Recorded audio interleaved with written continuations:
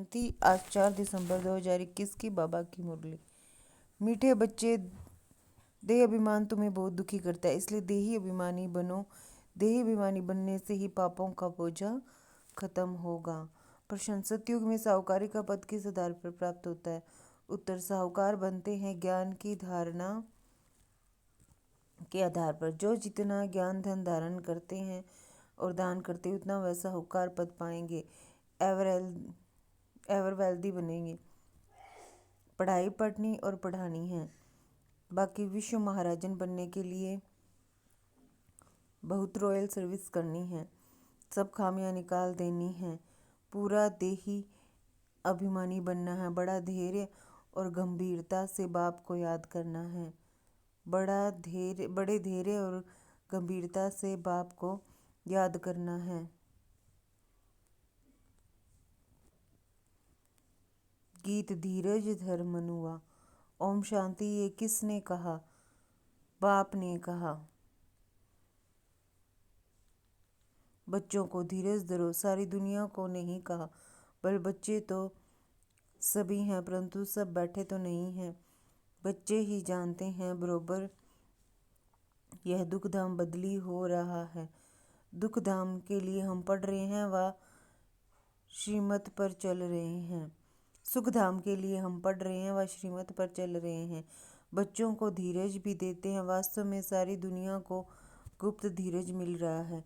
तुम समझते हो हम सम्मुख सुनते हैं, सब तो सुनते नहीं। वह बेहद का बाप है, बेहद का बाप दुख हरता सुख करता है, दुख हर कर सुख का रास्ता बताता है। तुमको जब सुख होगा तो दुख का नाम नहीं हो सकता। सुख की दुनिया को सतयुग, दुख की दुनिया को कलयुग कहा जाता है, यह भी बच्चे ही जानते हैं। सतयुग में संपूर्ण सुख है, सो भी 16 कला संपूर्ण। जैसे चंद्रमा भी 16 कला संपूर्ण होता है, फिर कला कम होते होते अमावस्या पर कितनी छोटी किनारी रह जाती है, प्राय अंधियारा हो जाता है। 16 कला संपूर्ण तो संपूर्ण सुख भी होगा। कलयुग में है 16 कला अपूर्ण, तो फिर दुख भी होता है। इस सारी दुनिया को माया रूपी ग्रहण लग जाता है। इसलिए अब बाप कहते हैं तुम्हारे में जो देह अभिमान है, पहले पहले उनको छोड़ो। यह देह अभिमान तुमको बहुत दुख देता है। आत्माभिमानी रहो तो बाप को भी याद कर सकेंगे। देह अभिमान में रहने से बाप को याद नहीं कर सकते। यह आधा कल्प का देह अभिमान है। इस अंतिम जन्म में देही अभिमानी बनने से एक तो पापों का बोझा खत्म होगा और फिर 16 कला संपूर्ण स्तव प्रधान बनेंगे।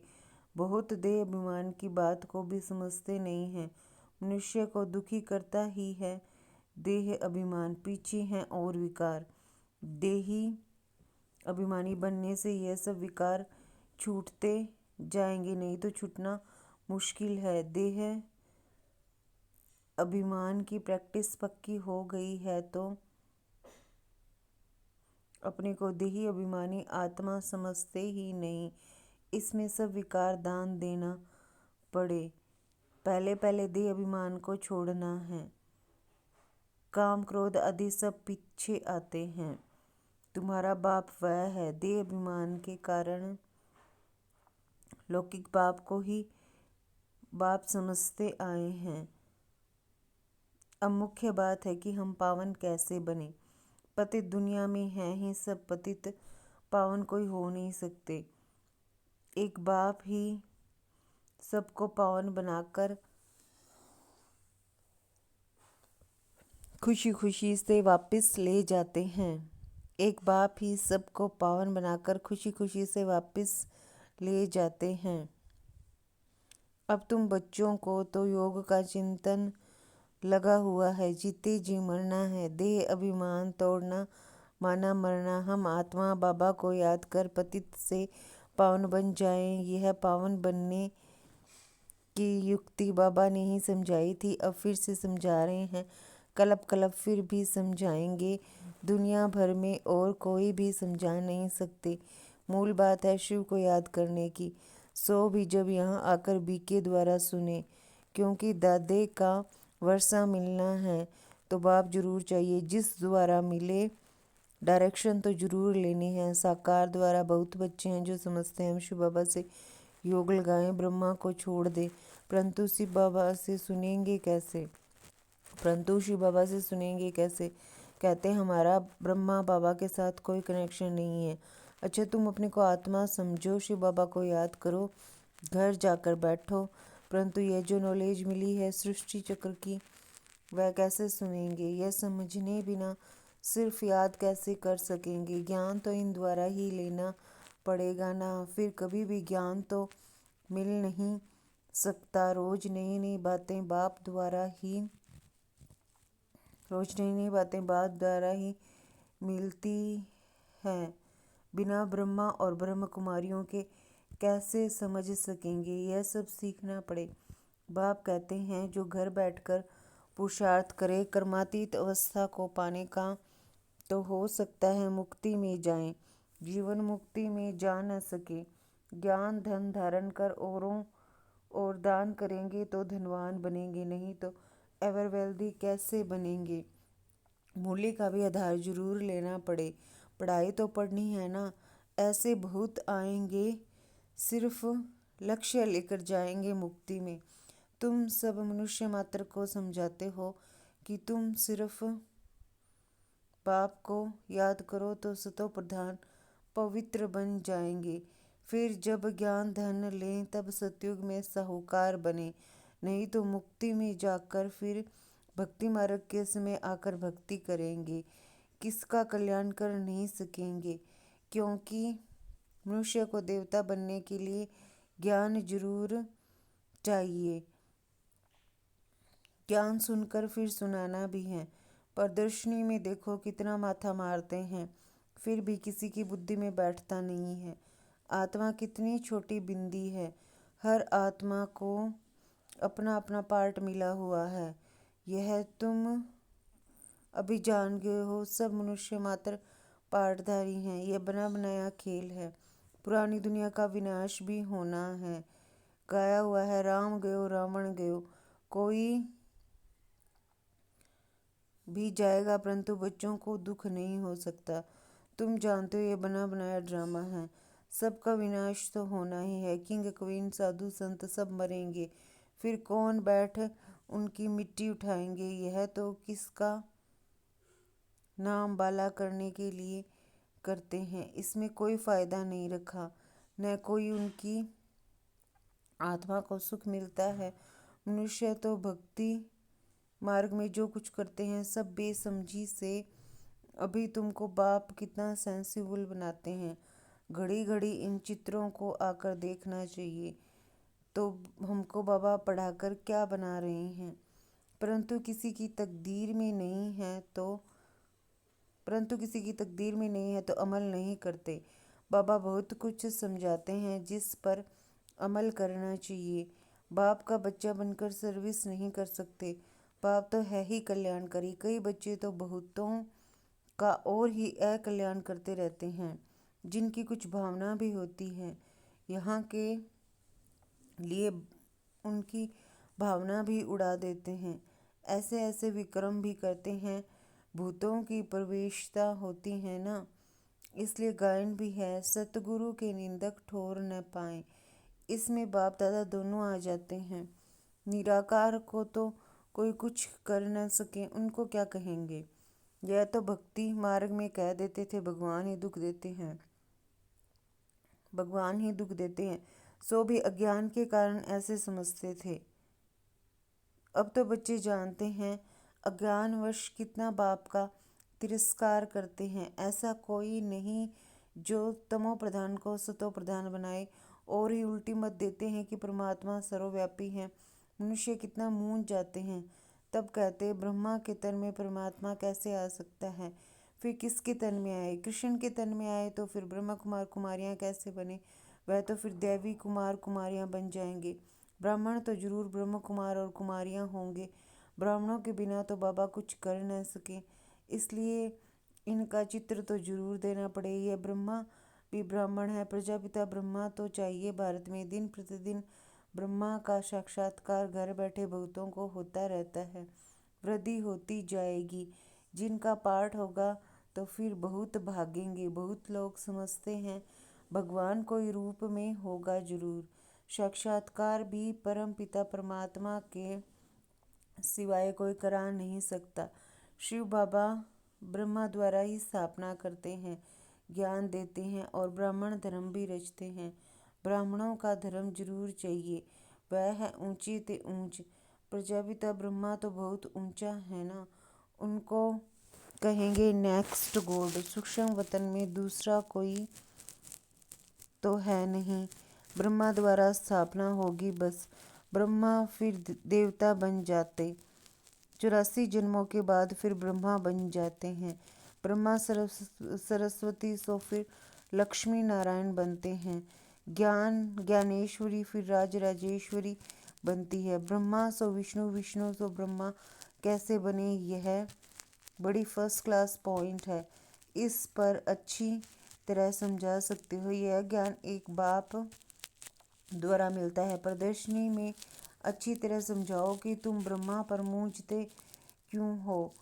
इतने सब ब्राह्मण ब्राह्मणियां हैं। पहले जब कोई ब्राह्मण बने तब ही विष्णुपुरी के मालिक देवता बने।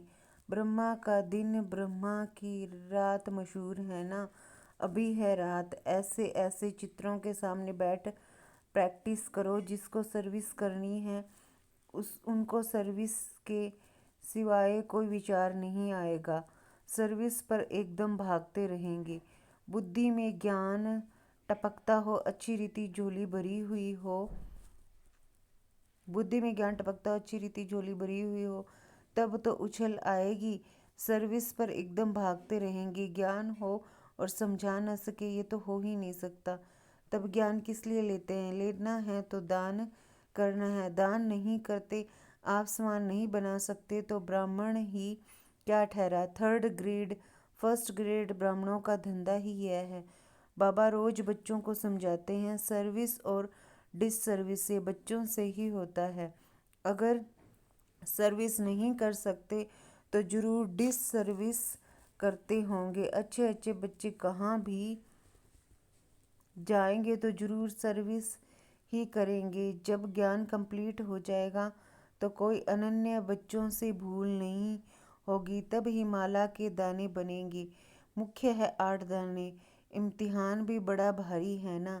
बड़े इम्तिहान में हमेशा थोड़े पास होते हैं, क्योंकि गवर्नमेंट को फिर नौकरी देनी पड़ती है। बाबा को भी विश्व का मालिक बनाना पड़े, इसलिए थोड़े ही पास होते हैं। प्रजा तो लाखों हो जाती है। इसलिए बाबा पूछते हैं, महाराजा बनेंगे या प्रजा में साहूकार बनेंगे या गरीब बनेंगे? बोलो क्या बनेंगे? महाराजाओं के पास दास दासियां तो बहुत होती हैं, जो फिर दहेज में भी देते हैं। पुरुषार्थ कर अच्छा पद पाना चाहिए। ऐसा होशियार बनना चाहिए जो सब कोई बुलावें। अक्सर करके कईयों को बुलाते हैं, यह तो जानते हो ना। बाकी जिनमें लक्षण नहीं उनको तो कभी कोई बुलाते ही नहीं है। परंतु खुद थोड़े ही जानते हैं कि हम थर्ड क्लास हैं। कोई तो सर्विसेबल हैं, जहाँ तहाँ सर्विस पर भागते हैं। नौकरी का भी ख्याल नहीं कर सर्विस पर भागते हैं। कोई तो नौकरी नहीं होते भी सर्विस नहीं करते। शौक नहीं, तकदीर में नहीं है, या ग्रहचारी है। सर्विस तो बहुत है, मेहनत भी लगती है, थक भी जाते हैं। समझाते समझाते गले भी घुट जाते हैं। ऐसे तो थर्ड क्लास वालों का भी गला घुट जाता है। इसका मतलब यह नहीं कि उन्होंने बहुत अच्छी सर्विस की। बाबा जानते हैं अच्छी रॉयल सर्विस करने वाले कौन हैं, परंतु कईयों में खामियां भी रहती हैं। नाम रूप में फंसते रहते हैं, फिर शिक्षा देकर सुधारा जाता है। नाम रूप में कभी नहीं फंसना चाहिए। देही अभिमानी बनना है। आत्मा छोटी बिंदी है, बाप भी बिंदी है। अपने को छोटी बिंदी समझ और बाबा को याद करना बहुत मेहनत है। मोटे हिसाब में तो कह देते शिव बाबा हम आपको बहुत याद करते हैं, परंतु एक्यूरेट बुद्धि में याद रहनी चाहिए। बड़ा धैर्य व गंभीरता से याद करना होता है। इस रीति कोई मुश्किल याद करते हैं, इसमें बहुत मेहनत है। अच्छा, इसमें बहुत मेहनत है। अच्छा, मीठी मीठी सिकिल दे बच्चों प्रति माता पिता बाप दादा का याद प्यार और गुड मॉर्निंग। रूहानी बाप की रूहानी बच्चों को नमस्ते। हम सब रूहानी बच्चों की रूहानी माता पिता बाप दादा को याद प्यार गुड मॉर्निंग नमस्ते ओम शांति। शुक्रिया बाबा, शुक्रिया। धारणा के लिए मुख्य सार।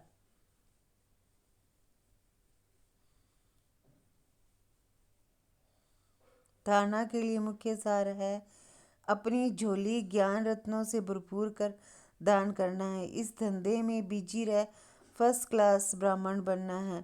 कल्याणकारी बाप के बच्चे हैं, इसलिए सबका कल्याण करना है। किसी की भावना को तोड़ना, उल्टी मत देना, यह अकल्याण का कर्तव्य कभी नहीं करना है।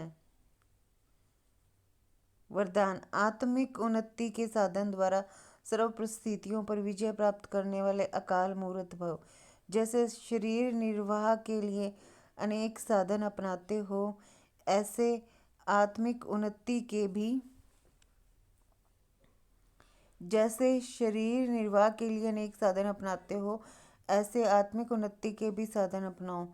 इसके लिए सदा अकाल मूर्त स्थिति में स्थित होने का अभ्यास करो। जो स्वयं को अकाल मूर्त आत्मा समझकर चलते हैं, वह काले मृत्यु से, अकाल से, सर्व समस्याओं से बच जाते हैं। मानसिक चिंताएं, मानसिक परिस्थितियों को हटाने के लिए सिर्फ अपने पुराने शरीर के भान को मिटाते जाओ। स्लोगन, कोई भी बात जो बार बार फील करता है वह फाइनल में फेल हो जाता है। कोई भी बात जो बार बार फील करता है वह फाइनल में फेल हो जाता है। अच्छा, ओम शांति।